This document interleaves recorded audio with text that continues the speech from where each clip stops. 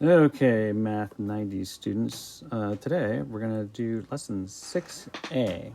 So lesson 6A, I want to point out to you, I'm in Canvas right now, that there's important formulas to know and use aside from the actual lesson 6A. So you probably want to download those so you have access to them. You might need them.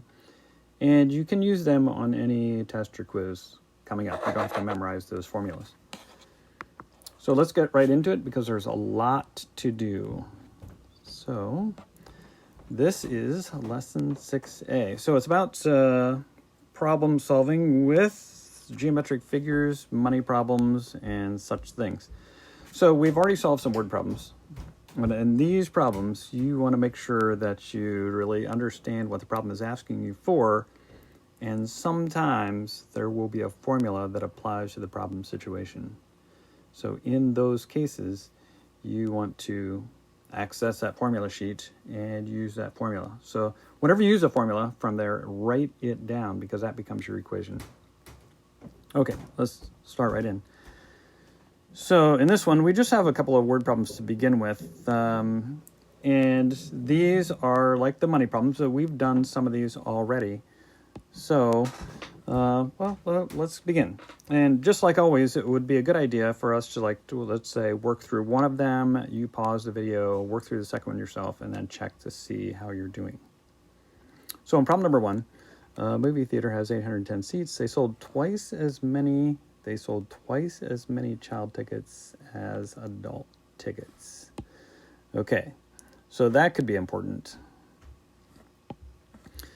To a sold-out showing of a popular movie. How many adult tickets and how many child tickets did they sell? Okay, in this one we have two unknowns, like how many adult tickets and how many child tickets. So let's use two variables like we did before, and let the number of adult tickets be A and the number of child tickets be C.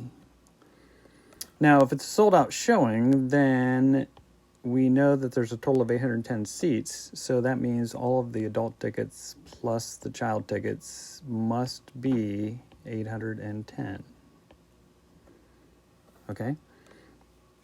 Now, in this sentence right here, where they sold twice as many child tickets as adult tickets. Okay, so this is one of those statements that's kind of difficult to interpret, because if A is the number of adult tickets and C is the number of child tickets, we know they're not equal, but we would like a relationship between the number of adult tickets and child tickets as an equation so that we can use it to solve the problem. So in this case, since they sold twice as many child tickets as adult tickets, to make them equal, we have to take the one that's less, like the adult tickets, and multiply that one by 2. So in this case, the number of child tickets, C, is twice as many as the number of adult tickets. So we're going to use this 2A here in place of the C in our original equation. So if we go over to our A plus C equals 810, the A can remain the A, but the C now becomes 2A. And that's our little substitution like we had done before, equals 810. And then we have an equation that we can solve. So when we get to this point in a lot of these problems, I'm going to stop and let you finish solving them. Let's go ahead and finish this one. So that's A plus 2A, that's 3A, equals 810. And then you can just divide by 3. Because when you do, I think that's 270. Then you need to go back and find the C. So if A is 270, then 2A would be 2 times 270. And I think that would be 540. C equals 540. And then add them together to make sure they add up to 810. Okay, so you try problem 2. And then we'll check to see how you did. So pause the video, try problem 2, and then we'll at least work out the equation for you. Okay, so you work it out, you're done pausing, And you have 810 seats, again, total. You still have child tickets and you have adult tickets. You probably still wrote A plus C equals 810. But on this one, let's see. They sold child tickets for $5. They have dollar amounts. You see, in the previous problem, we did not have dollar amounts. So this is our total ticket number of equation. You know, A plus C equals 810 total tickets. So the other equation will probably be a dollar equation. So our dollar equation, how much money are they making from the child tickets? And how much money are they making from the adult tickets? So I'm going to have, let's see, from the adult tickets are $10 each. So that's going to be $10 for each adult ticket times the number of adult tickets. And $5.50 for each child ticket. $5.50 for each child ticket times the number of child tickets. And that should equal the total amount of money that they're taking in from all the adult and child ticket receipts. So that would be $6,075. So this one is a little harder to do the substitution on. Because, see, in the last one, we had, they sold twice as many child tickets as adult tickets. But in this one, they didn't tell us that. So we're going to have to use this A plus C equals 810 to figure out the relationship between the adult tickets and the child tickets. So keep in mind, there's 810 total tickets. 810. If we know, let's just pretend that we know the number of adult tickets is A, and you want to find the number of child tickets. Well, if you wanted to find the number of child tickets and you know the number of adult tickets, you could take the number of adult tickets, subtract it from 810 to get the number of child tickets. So that is kind of like, so let's go back to this little equation here. That's kind of like taking this equation and subtracting A from both sides. Now, you could have done it the other way. You could have said, oh, I want to subtract C from both sides to find out what A is. That's okay, too. Because of the way we did it, now C is isolated because these cancel out, and we have 810 minus A. And there it is, 810 minus A. That's what we're going to put in place of the C. And we have to put that in place of the C in that money equation. So now our money equation becomes 10A plus 550 times 810 minus A equals 6,075. Okay, so in this one, we have to do a little bit of distributing. So we have to take that 550 and distribute that here, and then we can combine like terms. So I'm going to come over here, 10A plus 550 times 810. You probably already did this. 4455 minus 5.50A equals 6,075. Let's combine like terms. I did not write my 6,075. If we're going to combine like terms, we have some like terms like this 10A minus 550A. Well, 10 minus 550 would be 450. So we have $4.50 A plus 44.55 equals 6,075. Okay, I'm going to stop here and let you finish solving that on your own. And let's see if I can do that really fast. 6,075 minus 44.55, 1620 divided by $4.50.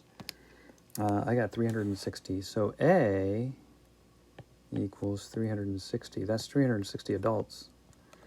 So how am I going to find the number of children? I'm going to go back up to here and take 810 minus 360, which is 450. So C equals 450. Now we know that those two numbers add up to 810, but if you want to check to see if your answer is correct, see if the money works out. Take 10 times 360 plus $5.50 times 450 and see if you get $6,075. So it's a little more complicated in this one because we didn't have a nice equation to do our little substitution with. We had to rearrange this equation right here so that we could do that little substitution. Now, some of you are not using two variables and you just wrote down this. You might have written down, okay, I'm looking for like how many adults and I'm looking for how many children. And then when it said that there's 810 seats total, you might have said, okay, well, the number of children has to be 810 minus the number of adults. And the number of adults just can be the A. And then you would have already gotten to this point right here where we needed to do our little substitution. Okay, well, let's go on. Here's another one. This is also a money problem, so try this one. Similar to the last one. So press pause and give that a shot. Okay, you're probably on pause by now. And on this one, we have the total value of the tickets sold was $1,506. Student tickets were $6 each. Adult tickets were $9 each. The number of adult tickets sold was 5, less than 3 times the number of student tickets sold. That's helpful. Okay, so let's take a look at what we know. Do we know the total number of tickets sold? I don't see that in there anywhere. We don't know the total number of tickets sold. So if we're going to use A for the adult tickets and C for the child tickets, well, this one says student tickets, but I'm going to use C for the student tickets. Then we don't have A plus C equals a number. We don't have that. But we do have the money.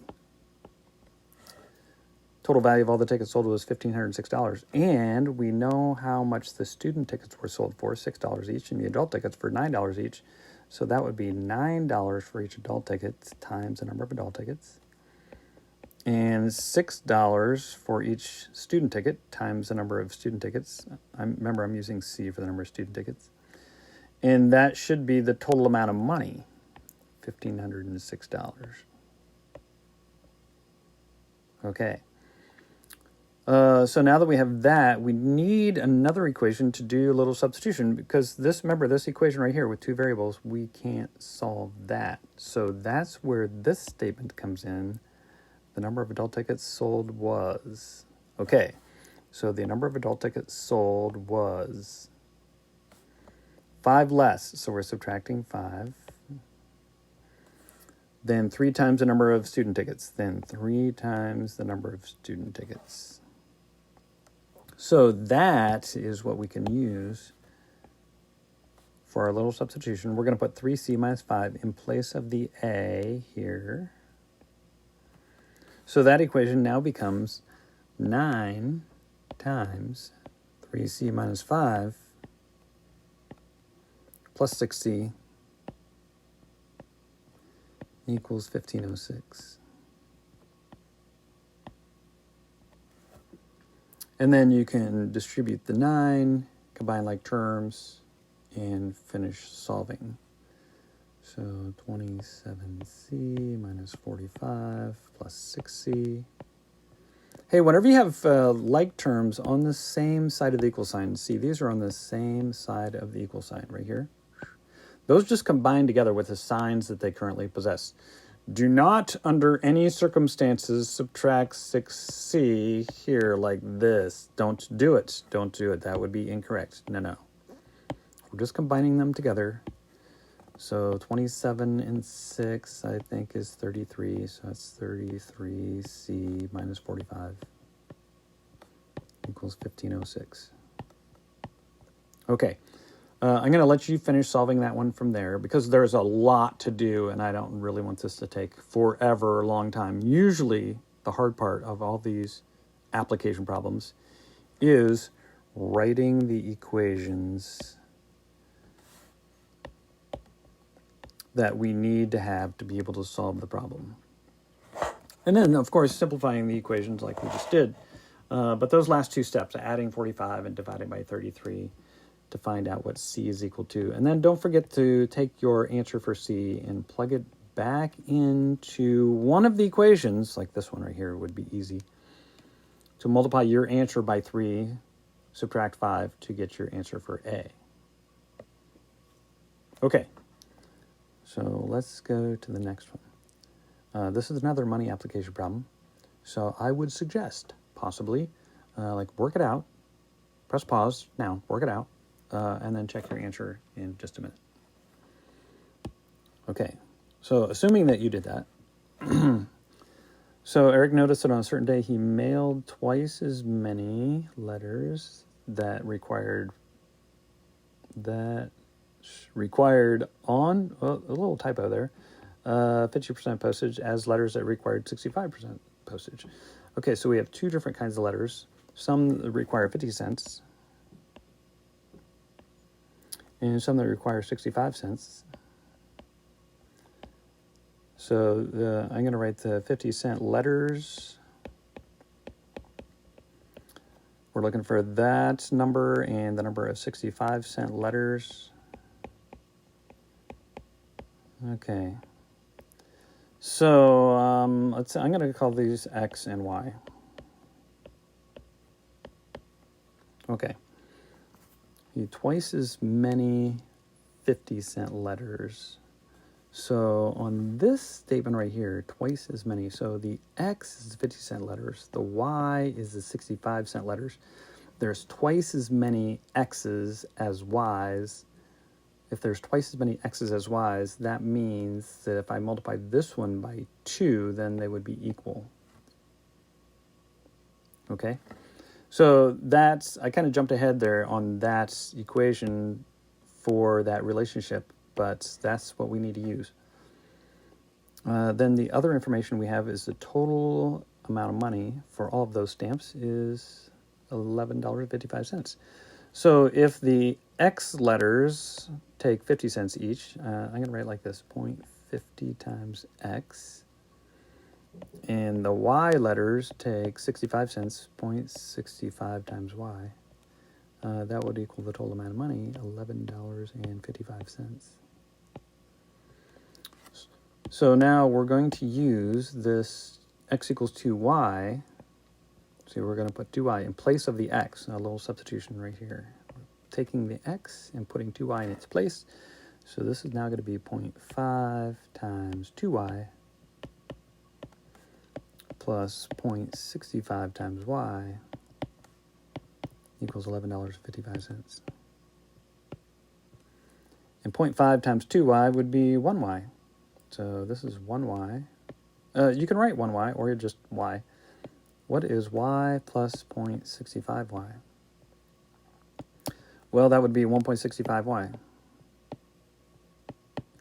equals $11.55. And then we could take $11.55. I'm going to go ahead and finish this one because we're almost there anyway. And divide by 1.65. That would be 7. So Y equals 7. So that would be Y, 7 of those 65-cent letters. And since X equals 2Y, that would be 2 times 7, that would be 14. That would be 14 of the 50-cent letters. Okay. So I hope it's not throwing you off that I'm using two variables for our two unknown problems. And then a little bit of substitution to make one equation with all one variable that we need to be able to solve that one equation. Okay. Now these are also money problems, but they're a little bit different. Coin problems, but you should probably think of it like this. See, a coin problem is kind of like a ticket problem, like the movie ticket problem, except instead of tickets, they're actually like little pieces of metal. So like a dime is a piece of metal that costs 10 cents, or a dime is a ticket that costs 10 cents, and a nickel is a ticket that costs 5 cents. So that kind of takes the mystery out of it if you kind of look at it that way. So Samantha has $4.20 in nickels and dimes in her desk. So the total amount of money, okay, so the total amount of money, this is the total amount of money, is $4.20. Now, keep in mind that you don't get the total amount of money in your pocket just by counting all the nickels and dimes. So if you pull a bunch of nickels and dimes out of your pocket and you go, oh, I got 10 nickels and 5 dimes, so I have $1.50. That's not quite how it works. See, in the movie ticket problems, to get the money equation, we had to take the number of tickets times how much they cost, plus the other number of tickets times how much they cost. So in this case, if we have nickels and dimes, then let's use variables because we don't know how many nickels or how many dimes. Then n plus d doesn't equal 420. No, but each nickel is 5 cents, so that's 0.05. 5 cents for each nickel times the number of nickels. Okay? 10 cents for each dime, 0.10, times the number of dimes. That will equal the total amount of money. So you see what I mean about treating them like they are tickets that cost 5 cents each and tickets that cost 10 cents each? Okay. On this one, we also have one of those statements where she had twice as many nickels as dimes. Okay, so I'm going to write my nickels and dimes over here. Which one of those has to be multiplied by 2 to make them equal? Do I multiply the number of dimes by 2 to make them equal, or do I multiply the number of nickels by 2 to make them equal? She has twice as many nickels as dimes. I hope that you figured out that you had to multiply the number of dimes times 2 to make them equal, because if she already has twice as many nickels, if you multiply them by 2, then they're going to be 4 times as many. You want them to be equal so that we can write an equation. And then this little equation helps us with our little substitution, because if the number of nickels is twice the number of dimes, there it is, twice the number of dimes, we're going to take that 2d and put it right here, place of the n with our little substitution. So now we have 0.05 times 2d plus 0.10 times d equals $4.20. So go ahead and multiply 0.05 times 2d. I believe that would be 0.10d. So if that's 0.10d plus 0.10d, then we have 0.20d. 0.20d equals 420. And then you could divide by 0.20. So I think that comes out to be 21. Yeah, I think that's right. And then you could take that 21 and then you could multiply by 2 to get the number of nickels. So the number of nickels would be 2 times 21, that would be 42. Hey, here's something you could do. If you had 42 nickels, that would be 0.05 times 42. 5 cents for each one. And 21 dimes, that would be 0.10 times 21. Do the math and see if that comes out to be $4.20. I'll do the 0.10 times 21. You do 0.05 times 42. Okay, 0.10 times 21 is $2.10. 0.05 times 42, I know you were doing this, is also $2.10. And $2.10 plus $2.10 would be $4.20. So we are correct. Awesome. All right, so here's one for you to try. Try number 4. Allison had 3 times as many dimes as quarters. Oh, dimes and quarters. Dimes, D, quarters, Q. 3 times as many dimes as quarters. So that would be D equals 3Q. Okay, the number of dimes is 3 times as much, or 3 times as many as the number of quarters. And she has 935 altogether. Write that equation. 0.10D, 0.25Q should equal the total amount of money. I'm going to help you write this equation, and then you can finish solving. Check to see if your answer makes sense. Now, it is possible, like if I made a mistake, if your answer doesn't make sense, it could be my fault. I'm just throwing that out there. It would be an accident if that happened. But if you get something like 5.5 dimes, then either you made a mistake or I did. But anyway, we're putting this 3Q in place of the D, so that's 0.10 times 3Q plus 0.25Q. And to multiply those, that would be 0.3Q. What's 0.3Q plus 0.25Q? I think that would be 0.55Q equals $9.35. And then we could divide $9.35 by 0.55. How does that come out? $9.35 divided by 0.55. Ooh, good, I got 17. So Q equals 17. Don't forget to take your 17 and multiply by 3 to get the number of dimes. 3 times 17, I think, is 51. So it'd be 51 dimes and 17 quarters. Very good, Allison. Okay.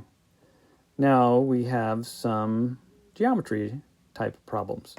There's a couple things that you should know about geometry. One of the things you should know is, what about supplementary angles?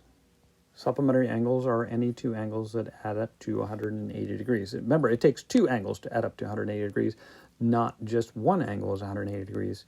It's the sum of the two angles is 180 degrees. Okay? So when we have complementary, well, these are different. Complementary angles are two angles. It's the sum. It's not just one angle, it's two angles. Two angles that add up to 90 degrees. And they are called the complements and the angle. Okay, so each angle is the complement of the other, but together, one of them would be the angle and the other one would be the complement. For supplementary angles, we would have one would be the angle and the other one would be the supplement. Okay, so here are some angle problems. Okay, let's work out a couple of these. These are kind of fun. Problem number 1 there, an angle is 12 less than twice its complements. Okay, so we have two things. We have to find the angle and the complement. Okay, so I'm going to use A and C. Now, automatically, because we know they are complementary angles, we automatically know A plus C equals 90. Automatically. We just learned about that. And if the angle is 12 less than twice the complements, the angle is 12 less. Remember, we're subtracting 12 from twice the complement. That's 12 less than twice the complement. So there is what I'm going to use for my little substitution. I keep calling it my little substitution. So that's our 2c minus 12 plus the other c, because like that's the angle, is 2c minus 12 plus the complement equals 90. Now here's a problem that is very common. If you don't write this initially, right here, A plus C equals 90, people have accidentally just done 2c minus 12 equals 90, and that would be incorrect because they see this 12 less than twice the complement. And so they go, oh yeah, 12 less than twice the complement would be 2c minus 12. Oh yeah, and they're complementary, so they say equals 90, and that would be incorrect because you have to add the other angle to that. So don't forget to do that. So anyway, combine like terms. This is not a difficult equation, so I'm just going to do this next step and you can finish. So that would be 3c minus 12 equals 90. And then you can add 12 and divide by 3. So adding 12, that'd be 102 divided by 3. 102 divided by 3. I should know that is 34.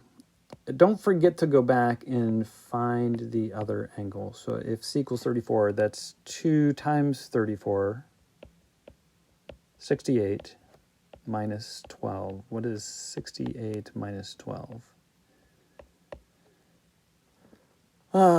56.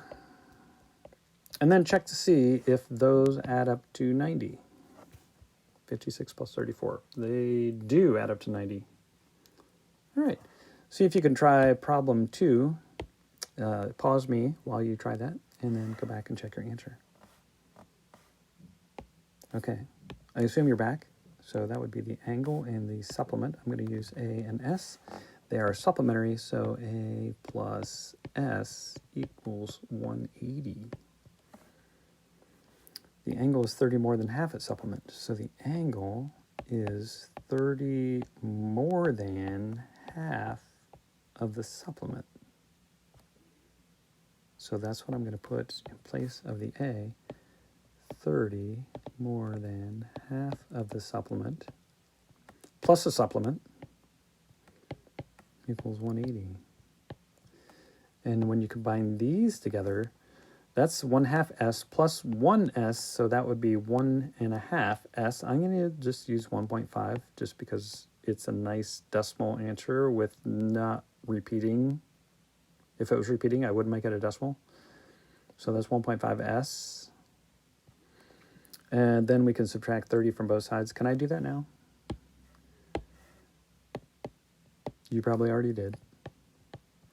So that's going to be 150. And then you could divide by 1.5. So what is 150 divided by 1.5? Is that 100?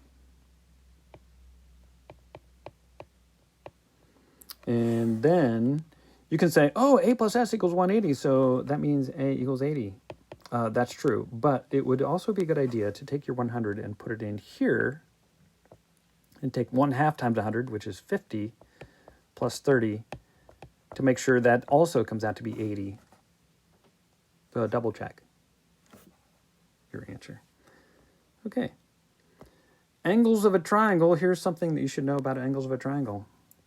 All 3 angles of a triangle add up to 180 degrees all the time. If it's the interior angles of a triangle, angle A plus angle B plus angle C always add up to 180 degrees. Okay? The little M's on there stand for the measure of the angle, because when we add them together, we are adding the measures of the angles. So here is a problem with angles of a triangle. Very similar to the complementary and supplementary angle problems, except on this one, there's 3.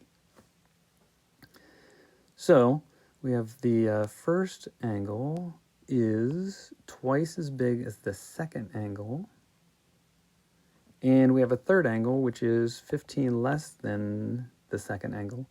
So we have 3 angles, and they are called the first angle, the second angle, and the third angle.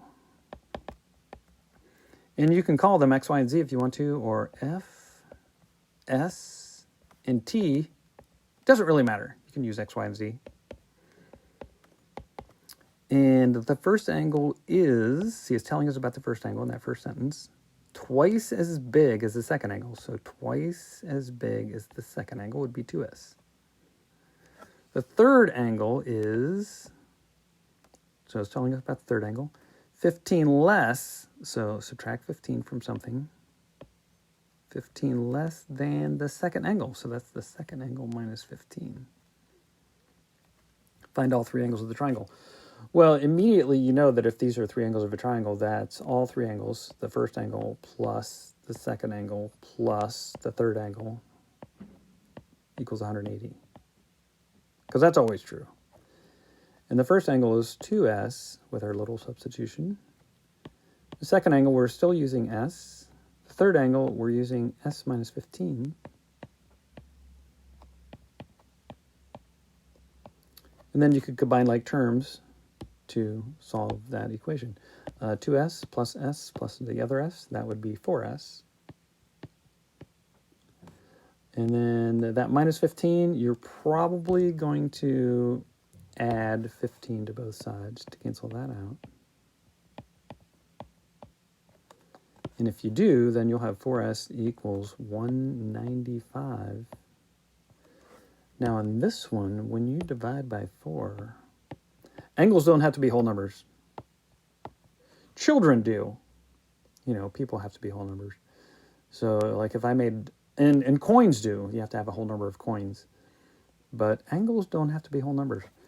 So 195 divided by 4 can be 48.75. So the S, the second angle, is 48.75. I'm glad that came out to be a nice decimal. I can use it as a decimal if it's a nice decimal.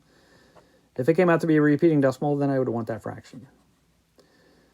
But then I can use that 48.75 and find the other two angles. 48.75. I can multiply that by 2 to find the first angle. Times 2 is 97.5. I can subtract 15 from that 48.75 to find that third angle, 33.75. And then I can add up all three of those angles to make sure they add up to 180. Okay, that's angles of a triangle.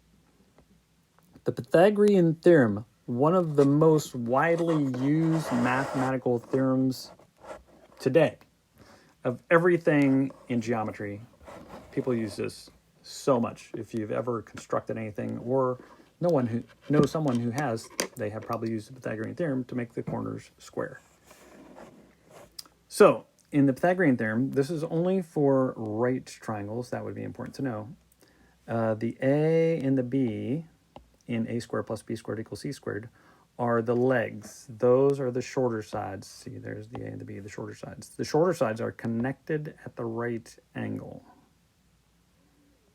The C, which is the longest side, also known as the hypotenuse, is not connected at the right angle. Notice, see, at the end of side C, that's not a right angle. That's not a right angle. See? And it's opposite of the right angle. So side C, the hypotenuse, is opposite the right angle. And there's our equation for the Pythagorean theorem, a squared plus b squared equals c squared. Now we can use that in two different ways. One way is to find the length of the missing hypotenuse. Like in this one. So the first thing you want to do is identify, okay, there's our unknown. Is that the hypotenuse or is that one of the legs? That's the first thing you want to know. Because in a squared plus b squared equals c squared, you want to be able to tell, is that x going to go in for a or b or c? Well, this one is the hypotenuse, which means the other two sides, 15 and 8, are the a and the b, and it doesn't really matter which one's which. You can make the 8a and the 15b if you want to. It doesn't really matter because we have addition here, and the order that you're adding in does not matter. But we are squaring before we add. So if we have 8 squared plus 15 squared equals x squared, then we have to do the squaring first. So it's like 64 plus 225. And then you have to add those together, which is 289. And then hopefully you remember what to do at the end to find x. If x is squared, you have to unsquare that. You need the square root. Square root of 289 is 17.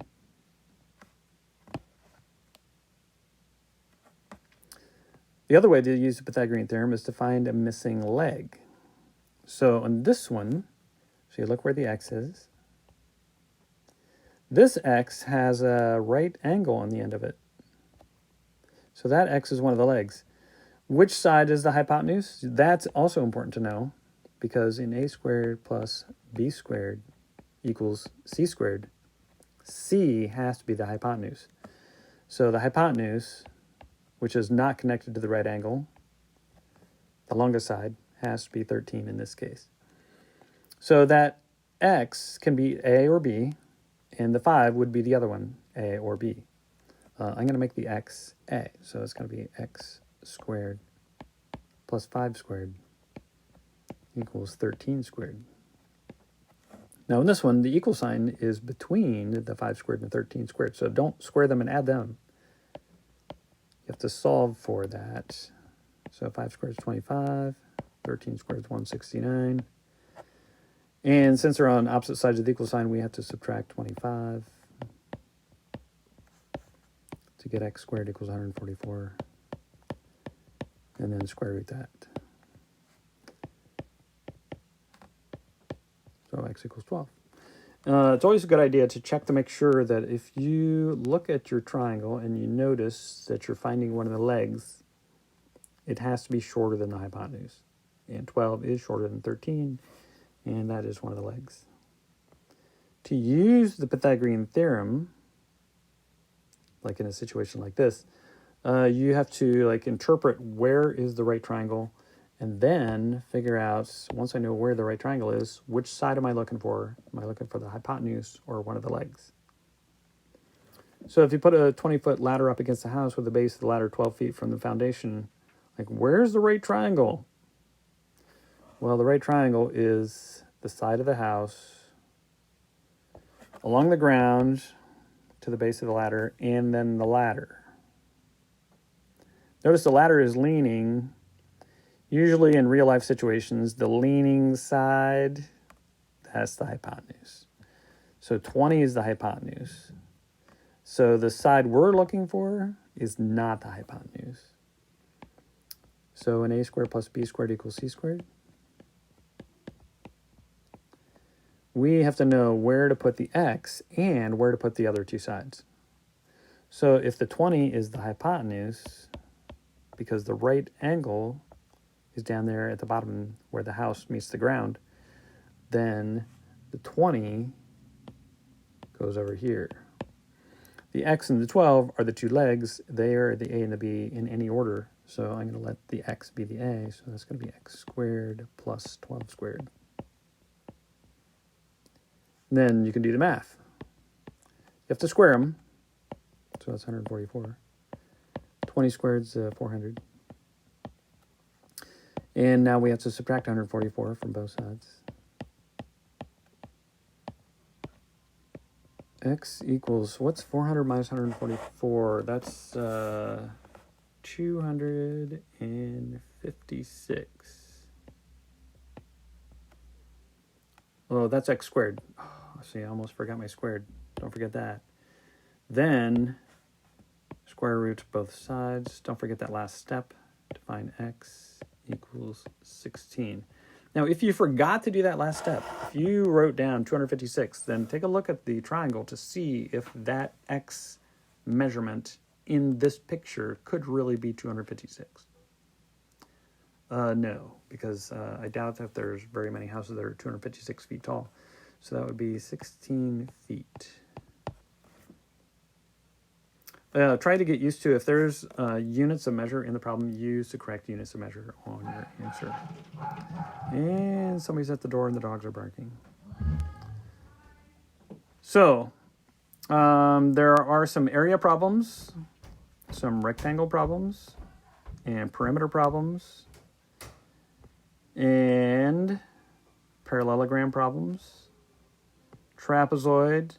But most of these, see there's a formula here. Area of a trapezoid.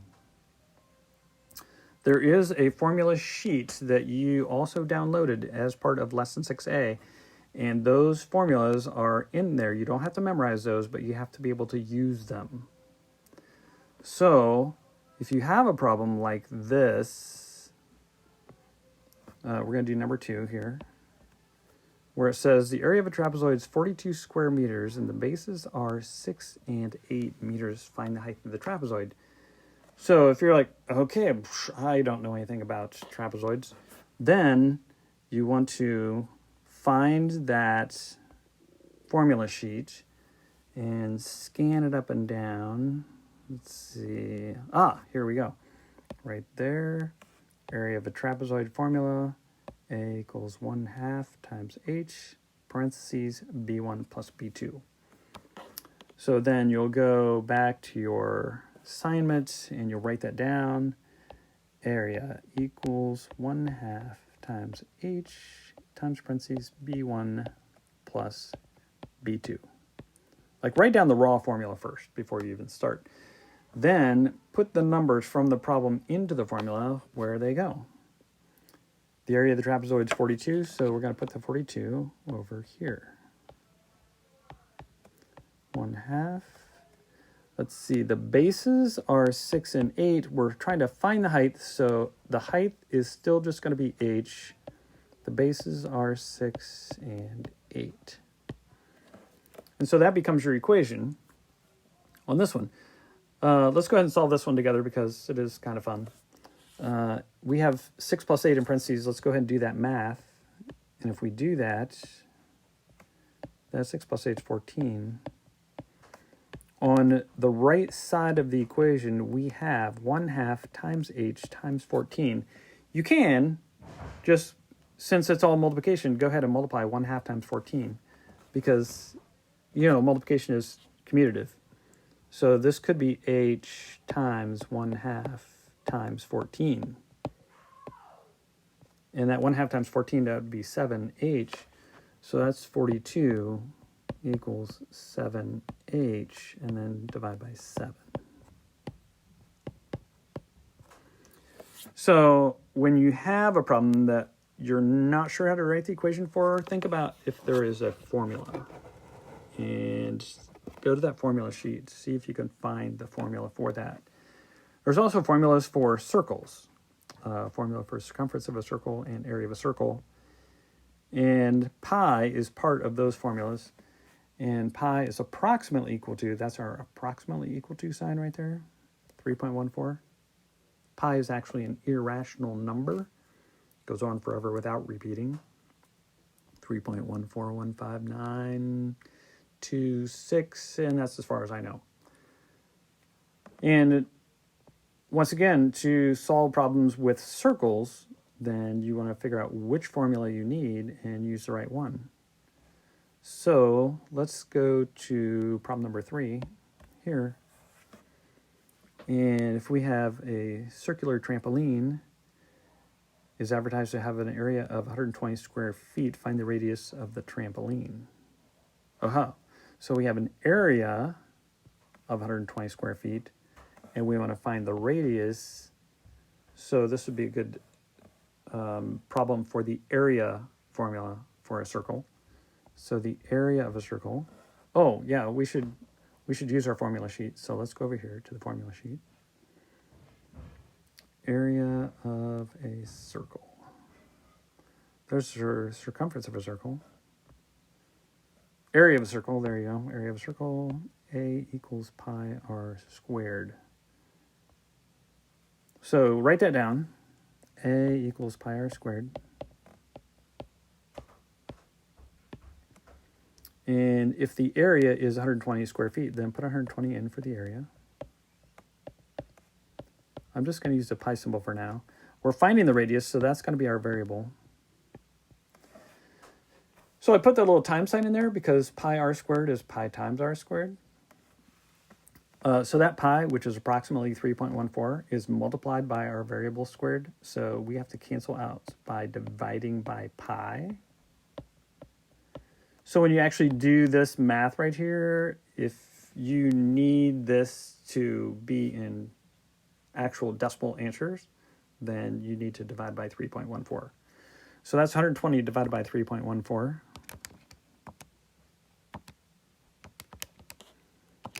Which is about 38.21656. So I'm going to round that off to 38.22. equals r squared, and then I can square root that one. When you have an area of a circle, then it's r squared.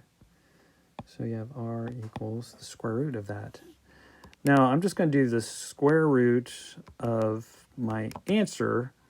I wrote down on my paper 38.22, but I'm actually square rooting what the calculator stored, 38.21656051.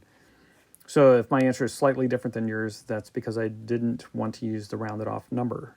So 6.18, if I round that off to the nearest tenth, it's going to be 6.2.